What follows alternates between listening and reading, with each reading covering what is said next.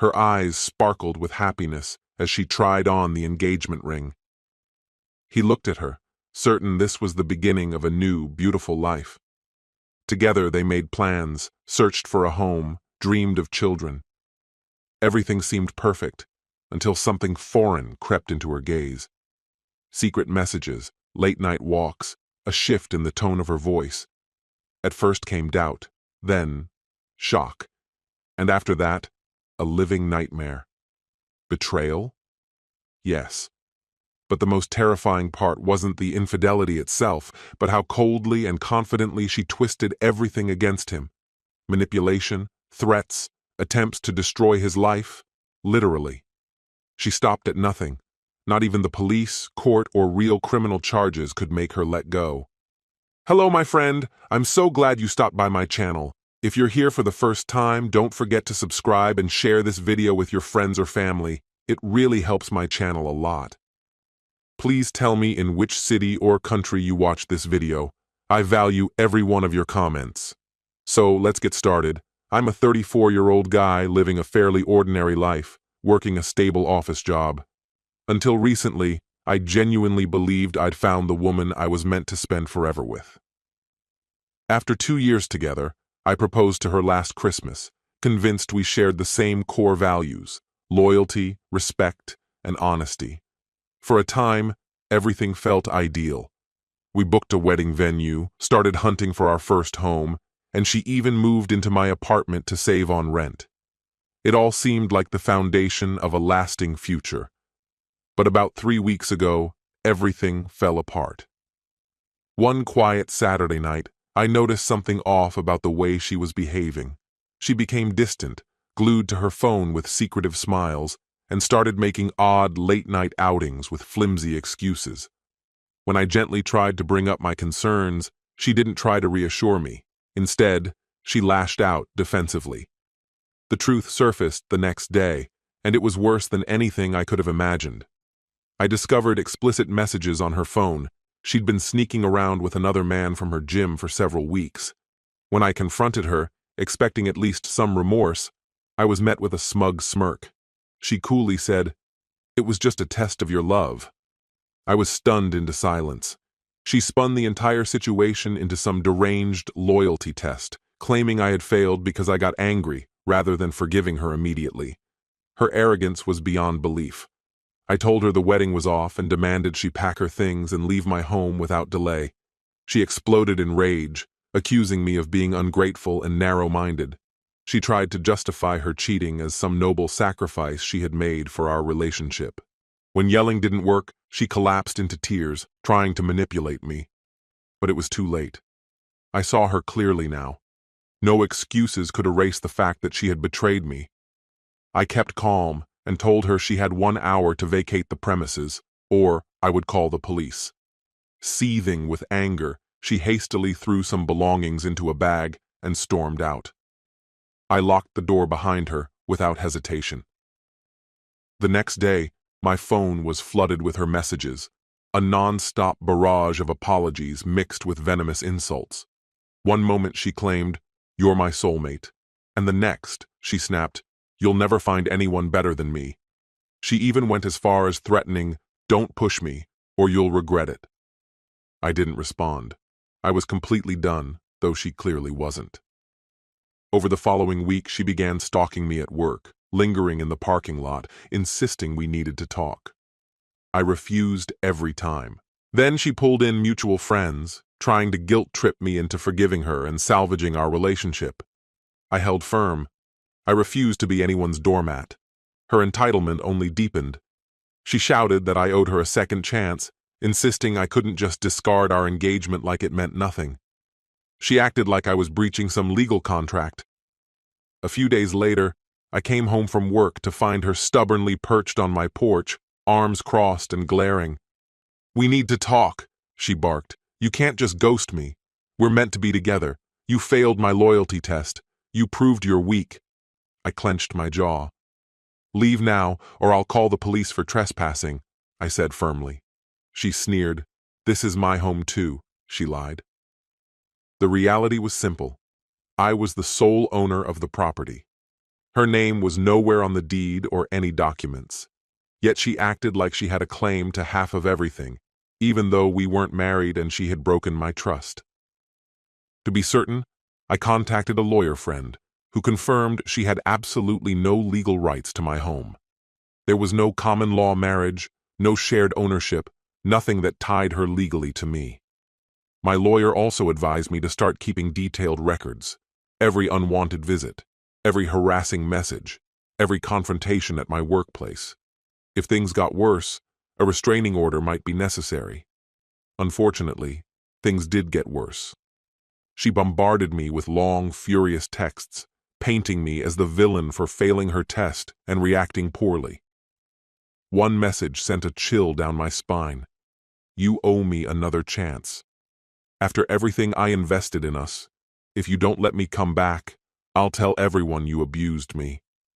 My stomach twisted at the threat. She was willing to destroy my reputation if I didn't comply.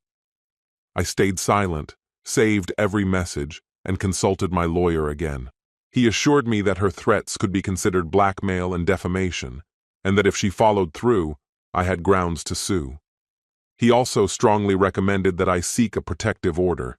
I agreed, realizing I couldn't let her manipulate me any further.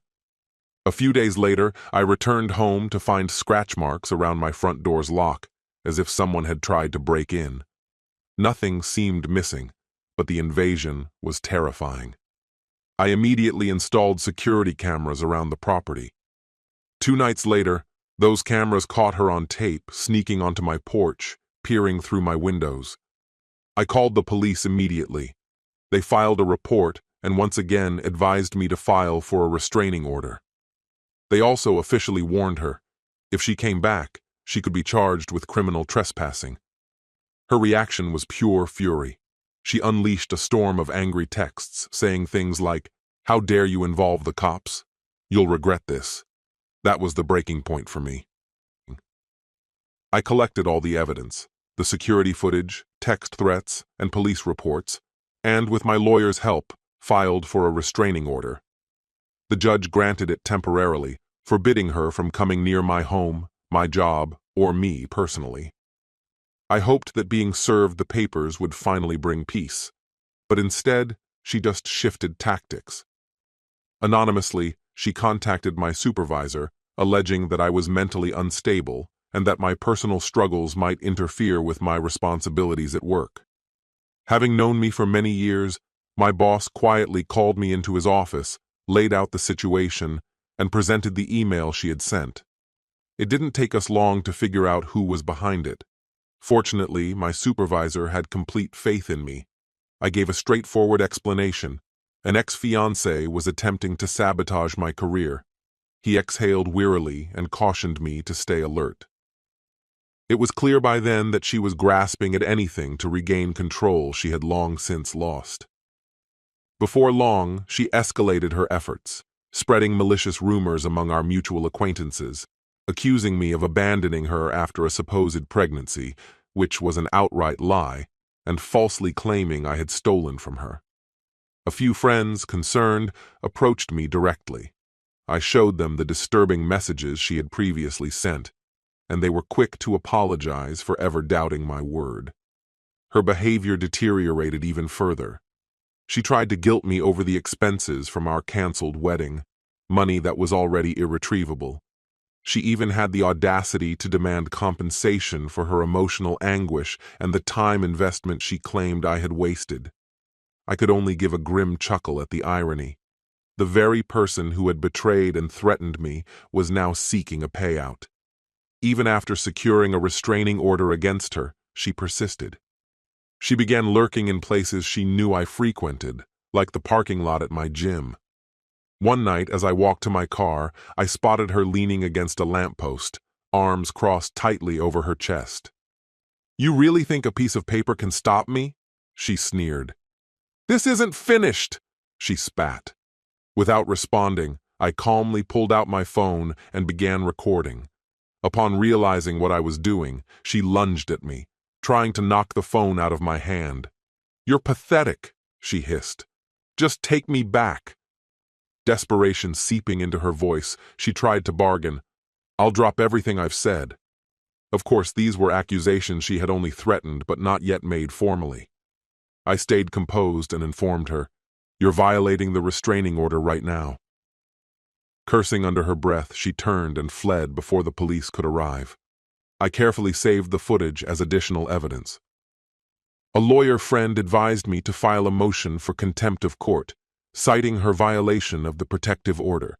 He also warned that if she made any false charges, we would be ready to countersue. I agreed. We began the legal steps to not only reinforce the restraining order, but possibly escalate it to a permanent injunction. Progress was slow, but momentum was finally on my side. Not long after, I got a call from an unknown number. It was her mother. "You're ruining my daughter's life," she said bitterly. "She made a mistake, and you're blowing it all out of proportion. She deserves a second chance."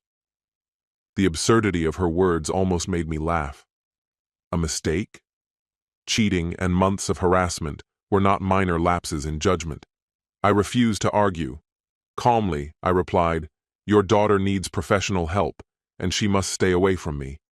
Enraged, her mother threatened to sue me for emotional distress. I knew they had no grounds. Let them try, I thought. Soon after, I discovered unauthorized transactions on my credit card, expensive electronics ordered to an unfamiliar address. I acted immediately, contacting the bank to cancel the card and open a fraud investigation. It didn't take long for the fraud team to trace the purchases to one of her relatives' addresses. That was the last straw. I handed over all the evidence to the authorities. Identity theft was a serious criminal matter. The police officer handling my case informed me they would soon interview her, and if the evidence connected her to the crime, charges would be filed. Meanwhile, the court date for her violation of the restraining order arrived. She tried to play innocent, claiming she had been in the gym parking lot by coincidence. In response, I presented the video recording, clearly showing her issuing threats. The judge wasn't swayed by her performance.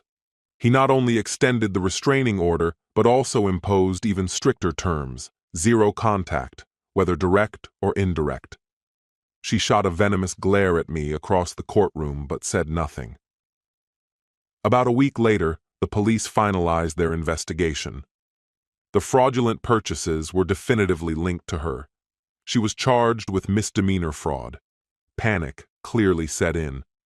She began sending frantic emails from a newly created account, pleading with me not to testify and promising to drop everything if I agreed. I forwarded each message to my lawyer and the police, each one only worsening her position. Cornered, she made a reckless final move, showing up at my workplace in blatant violation of the restraining order.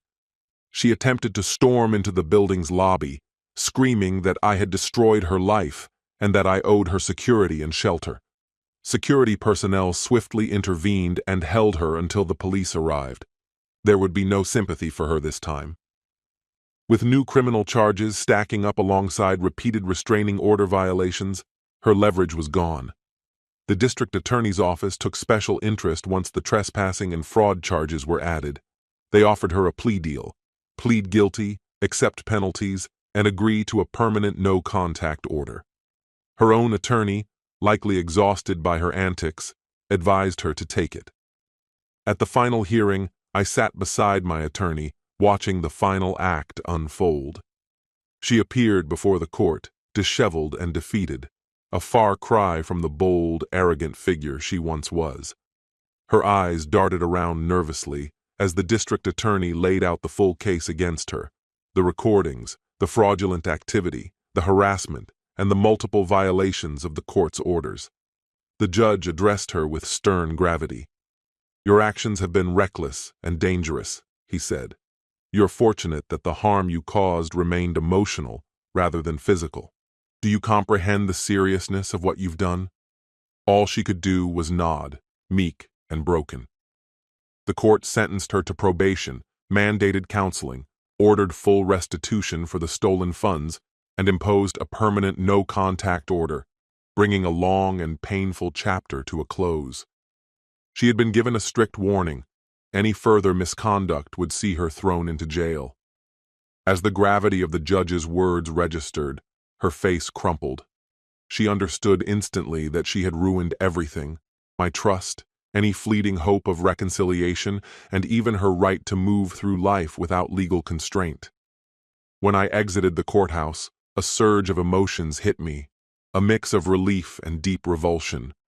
Her relentless entitlement had finally crossed a line into criminal behavior, and all because she refused to take responsibility, refused to admit that her so-called test was nothing more than deliberate, cruel manipulation. She had employed every dirty trick imaginable: blackmail, lies, character assassination, yet in the end, she was exposed and forced to face the consequences. After it all unraveled, I replaced the locks on my doors, upgraded my home's security system, and turned my energy toward reconstructing the life she had tried so hard to destroy. A few mutual friends reached out to express regret for ever believing her lies. Others simply vanished, unwilling or too ashamed to take a stand. I didn't mind either way. The ordeal branded a harsh lesson into me about trust, and how easily love can be twisted into something toxic when placed in the wrong hands. Legally, I was now protected. She was barred from coming near me, contacting me, or attempting any form of harassment, with the threat of instant imprisonment hanging over her head. Financially, I absorbed some losses from the wedding that would never happen, but I considered that a small price to pay for reclaiming my peace and freedom.